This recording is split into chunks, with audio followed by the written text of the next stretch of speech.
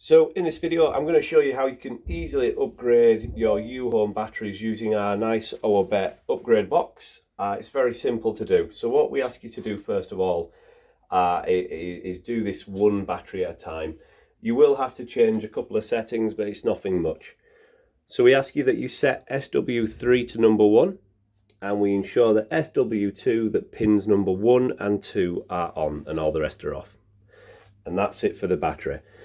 What you do then is you get your upgrade box with its supplied cable, and we stick this into the middle MS port of the battery and into the in CAN outlet of the Uhome upgrade box.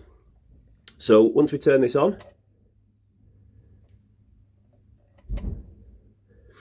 this is how it will look. So parameter set will be flashing, so we press enter. Product type, we press enter. And we go down to where it says 4850/48100 and press enter.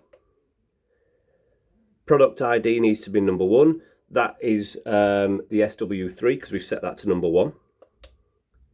Press down and down until we get to choose file. Press enter.